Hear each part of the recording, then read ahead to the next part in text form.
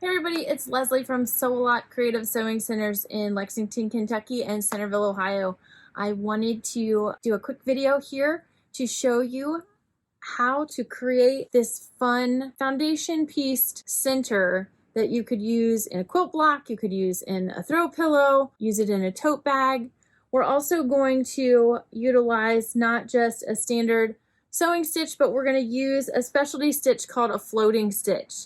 Now this stitch isn't available on every machine, but it is available on a few different of the PFAFF sewing machines as well as some of the Husqvarna Vikings. That being said, we can also do this technique with a standard straight stitch as well as maybe utilizing some of the decorative stitches on your machine. So let's get to it. So I will be using the PFAFF Quilt Expression 720 today to create this cute pieced technique. And this machine does have the capability of doing that technique stitch that I mentioned called a floating stitch. If you don't have a machine that does a floating stitch, it's perfectly fine. You can still do this technique. You're just going to utilize your straight stitch to piece this together. You can always come back in and add a decorative stitch on top after the fact. Let me show you how it's done. So the first thing I'm going to do is select my fabrics. I usually like to choose a main piece that I can collect and pull my colors from.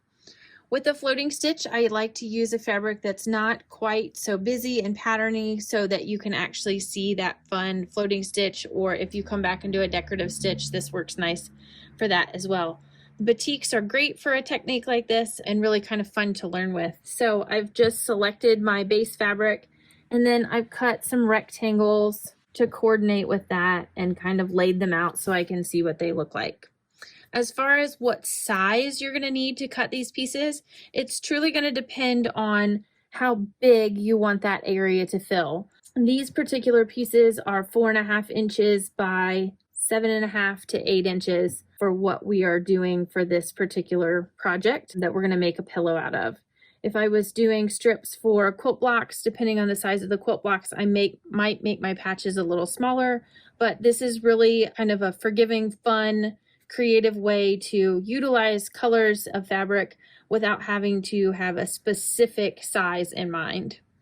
So we're gonna get ready and we're gonna lay out the first pieces that we need. We're gonna take a piece of just a lightweight tearaway, and like I said, we're gonna kind of foundation those scraps. So I've got a piece of muslin cut. I believe I cut this to about 8 inches wide. Same thing with my stabilizer. It might be a little wider. It's fine. We're going to trim everything up at the end.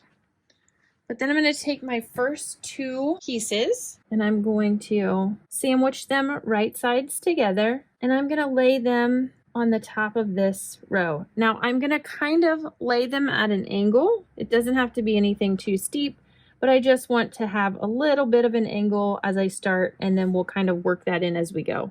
So I'm going to lay this all down. If you aren't comfortable just kind of holding and sewing, you can pin this in place, these layers together. So it'll be 4 layers, the stabilizer, the muslin, and the 2 pieces of fabric for number 1. And remember, you'll be looking at the wrong side of the fabric as you have those 2 pieces right sides together. So again, for this particular stitch, I'm going to use a floating stitch, which is a specialty technique stitch available on certain machine makes and models. But you can also utilize your straight stitch to put this together the same way. So I'm going to choose my floating stitch. I'm going to line my presser foot edge up with the side of my 2 pieces of top fabric, my colored fabrics. I'm just going to start with my needle down in the fabric, and I am going to stitch right along this edge.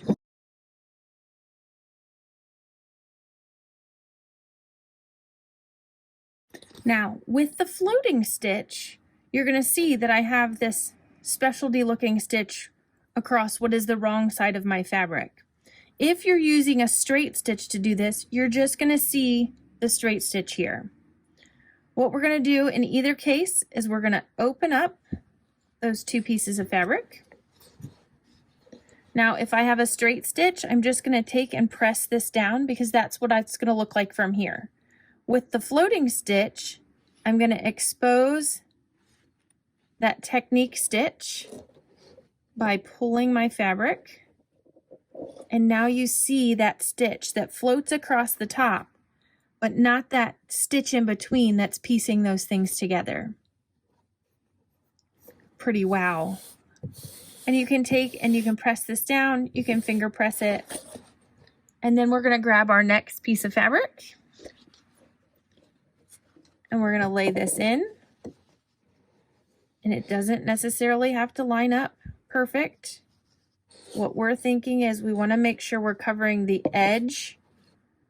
We're not going past this fabric here because when we start, but I can leave an overlap here because what's gonna happen when I open this up, it's just gonna change the angle at which that fabric is pieced together. If I don't want so much, even though my fabric is a little wider, I can scooch this way and make this blue piece appear a little bit skinnier.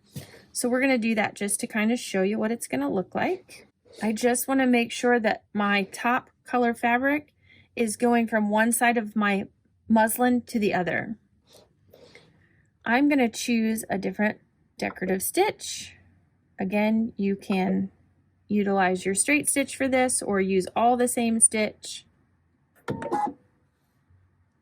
And we're just gonna stitch right along the edge of that top fabric. Same thing here because I'm using that floating stitch. I'm gonna give this an extra little tug to expose those decorative stitches. Again, if you're using a straight stitch, no problem. Open that up, press it flat. When we're all done, we can come back and add a pretty decorative stitch over top of it. This is just a really kind of fun technique that allows us to do that all at once.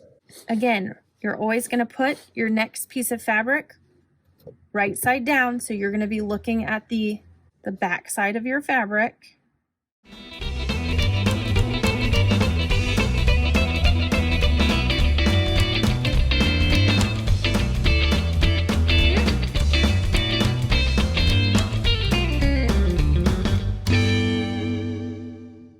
Once I've reached the end of my piece of muslin, I can now take this strip and trim it to size, create the edges for the pillow I want, block I want. Maybe I'm gonna put this as an insert in my purse or my bag, but it's that quick and easy to create this fun overlapping pattern back and forth.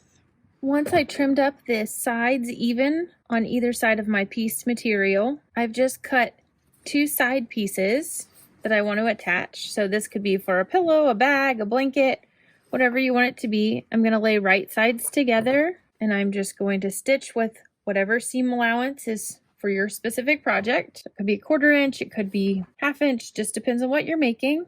Just using my straight stitch. I'm going to open this up. I'm going to take it to my iron and press everything out nice and flat. Square up my whole block and get ready to use it for my project. So now that I've added my pieces on, I'm just gonna take this, get it all squared up, and I can utilize it for my final project. Maybe that'll be a pillow, maybe it'll be a tote, maybe you'll make these pieces even smaller and they could be quilt blocks. Lots of fun ways that you can use this technique. This would even make really fun border panels. So you could make them nice and long and create a really fun border effect. I hope you enjoyed this video on this fun stitching technique. Remember, if you like this, like and subscribe to our channel for more fun content.